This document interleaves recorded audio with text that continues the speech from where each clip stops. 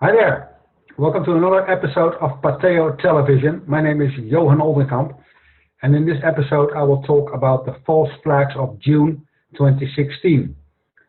The month is not over yet. It's now June 20 when I'm recording this, but there already have been so many remarkable events that I'll have to make a video now.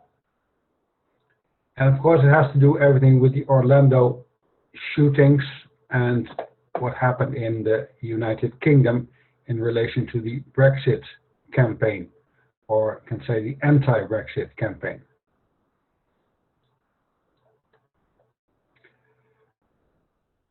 But let me start with the meeting that was in Dresden, the city that was most bombed in the Second World War.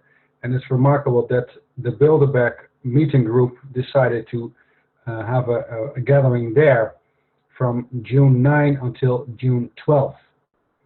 So, and directly after that Bilderberg meeting, then the hell broke loose, so to say. Let me switch on my camera. It's not necessary any longer.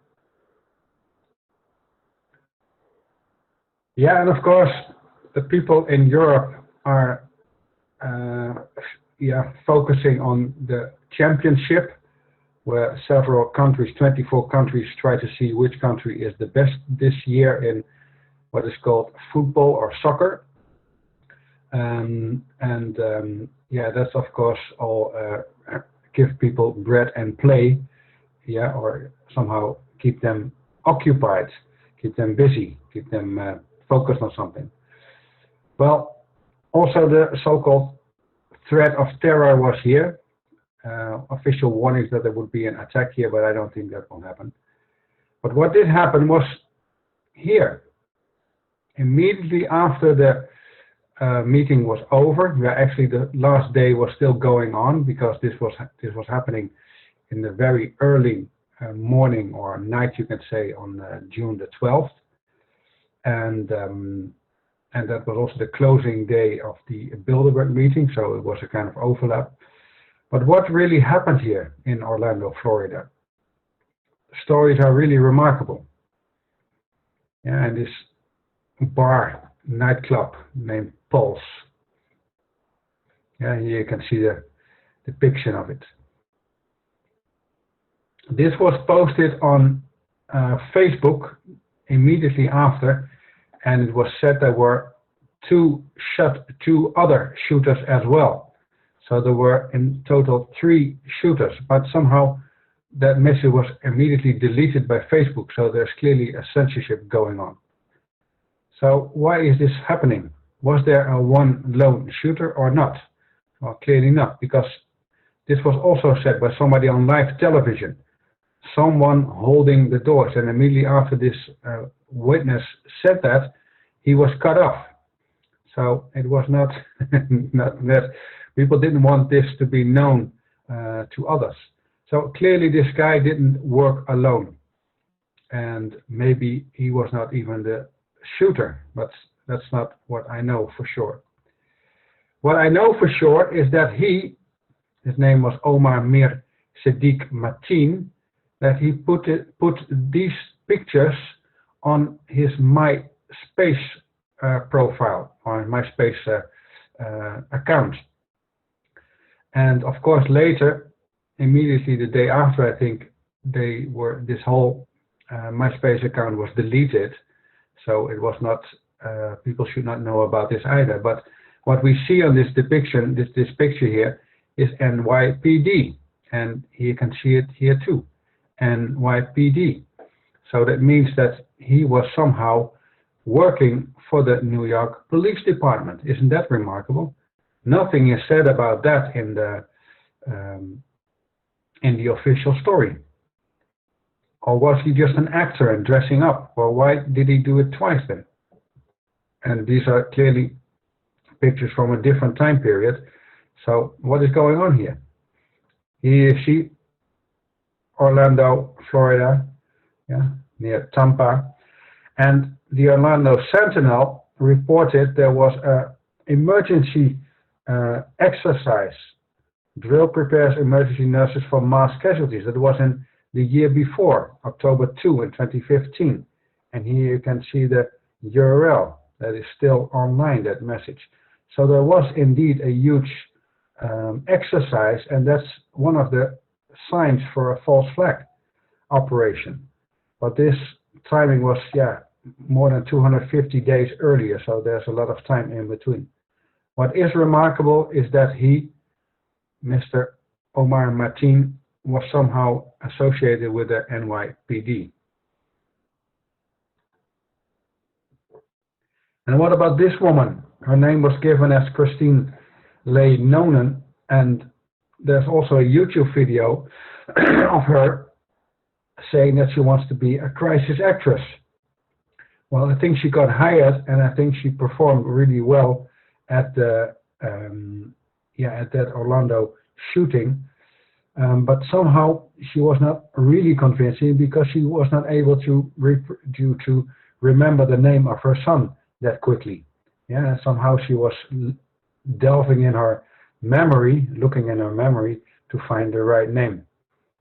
And allegedly, this is her with her son. And allegedly, Christopher A. Leinonen died at 32 years of age at that Orlando shooting, together with 49 other young people. But did they all die or not? That's not the case. That's not clear to me, sorry.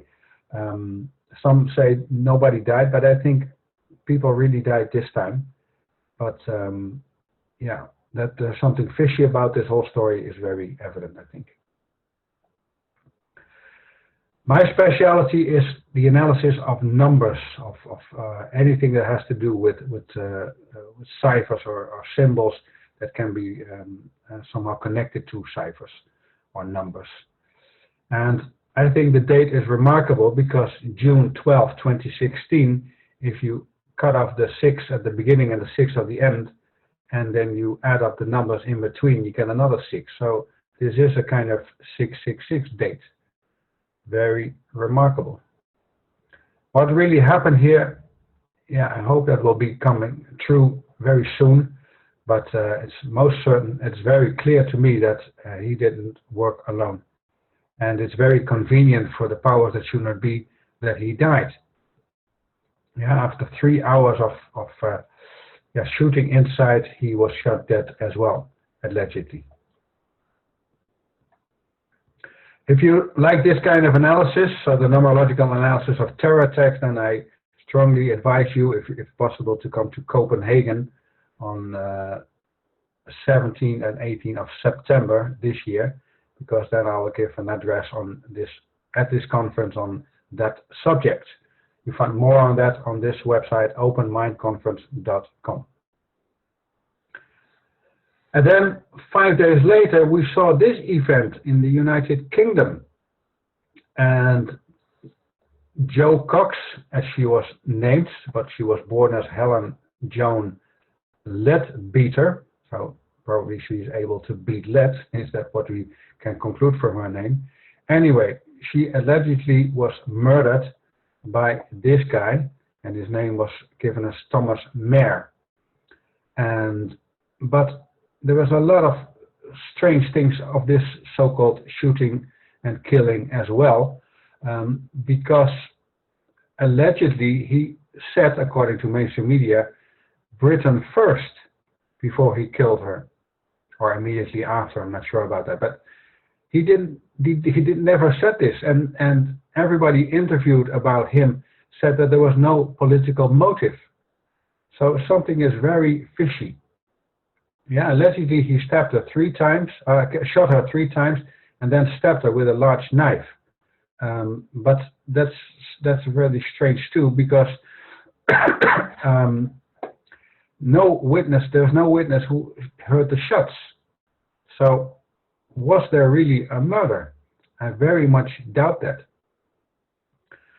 She was member of Parliament in the United Kingdom for the Labour Party, and she was member for 13 months. That's also remarkable, 13 months. And she was very European Union, pro-AU. And that whole incident, if it was a real incident, was used to shut down the Brexit campaign for a couple of days. Only yesterday they resumed again on June 19, if I'm correct. So there is a huge referendum this Thursday, 23rd. So 1 week before that referendum, she was somehow allegedly shot or killed or whatever, murdered. But this was used in order to somehow change the voting of the people in the United Kingdom, because most of the people were voting against the European Union, meaning leaving the European Union, the EU. But now probably they hope that this so-called murder of her will change the voting and that more people will vote in favor of the European Union instead of the Brexit, Britain exit. That's what they hope, but I'm pretty sure that that will not happen, because most people in the United Kingdom understand how horrible the United European Union is and how undemocratic it is. This is a picture from above. It's not clear, so there is actually no real proof that she was murdered. Nowhere we can see blood. There are no witnesses who said that she was murdered or anything like that. I do think this guy was at the scene, but you cannot see his face clearly either. Yeah, somehow they put this picture online, but they blocked his face. Why can't we see his face? Because they also released this picture of him. So his face is very clear here, but somehow we're not allowed to see his face here. And there is no proof that it happens. Yeah, of course they make a big scene, but I think it was all staged. And what about her sister and her parents? This is when her sister is reading what she wrote, at the somehow a memorial service in public. It was held on Saturday, June 18, so only 3 days later. And it's remarkable, 2 days later, it's remarkable that there is no emotion on the faces of neither her father, her mother, or her sister. And it seems like they are, almost not unhappy about it. It's rather remarkable to say this, but I think that they know that she did not really die. It was a staged exit. So that's why they are not grieving at all. So what is wrong about this picture? Even the video is online, you can see it. And you can see that they apprehended this man. I'm not sure why he is taken care of. Something is wrong with his head. There is bandage there. But this is allegedly the perpetrator. But something is wrong here. And if you can see it, and it's very strange, because the standard procedure for police arriving at an emergency call is to leave the flashlights on. And the flashlights are all off. Only one car had its flashlights on, this one, but later that was switched off. And the other cars, 4 or 5, I think, including a BMW of the police, they did not have any flashlights on, which is against the standard procedure. Very remarkable. So what is really happening here? These were MI5 agents dressed as policemen driving in police cars, but they did not know about the standard procedure, or they forgot about it, or they were so eager to arrive at the place that they didn't think of it. So this is clearly a staged event. When you watch the whole video, it's remarkable. I'm not sure what they're doing with his head here, but there is no blood on his hands or on his clothes anywhere. So if he stabbed her with a large knife, as they said, then why can't we see any blood on his clothes or on his body, on his hands, his arms? And these so-called police guys are not really, I think they're a little bit bored. They're walking around and not knowing what to do. And he's been hassled along too. He's put to the fence and is sitting down. Completely a silly video to me.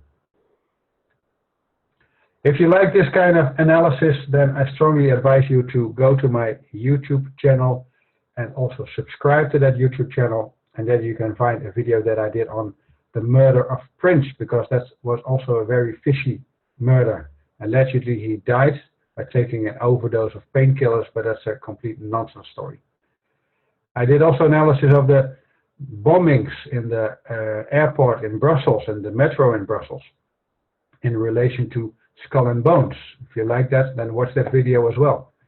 And I did one on David Bowie, because I also think David Bowie got a staged exit. He did not really die, just as Lady Diana and John F. Kennedy. That's at least my conclusion. If you want to know more about that, then please check out my work. And I did a video on the so-called royal family in the Netherlands, because they are not who they claim to be. They are not of Orange and they're not of Nassau. So something is very fishy there too. And you can also check out my website, holyscience.org. is my all English website, and pateo.nl, that's my website with 10 different languages. And for those who really want to know my work, I strongly advise you to study Holy Science. I now have a video course of 30 videos, each lasting about 2 hours, in which I explain the whole story of Holy Science. Check out my websites to learn more about this. Because we need to understand the whole picture. Only after understanding the whole we can start really solving each problematic part. Most people are focusing on a too small area. They don't see the full picture, but they already come up with solutions or conclusions. That's a little bit silly. First, we need to understand the complete picture. That's what Holy Science is doing. The question is, are you ready for Holy Science? Holy Science is the healing reunion of sane science and sound spirituality. Because the science that we find on the universities, that science is rather insane. It's built on all kinds of beliefs. And that's not the science, that's not real science actually. And the spirituality that we find in the religions, including New Age, and also the UFO ET religion, all that spirituality is rather unsound. So if you want to find true spirituality and true science, and you want to see how there are two sides of the same coin, then you definitely need to study Holy Science. Thank you very much for watching this episode. If you have liked it, then please share the link of this video and tell others that there is something like Holy Science. Namaste.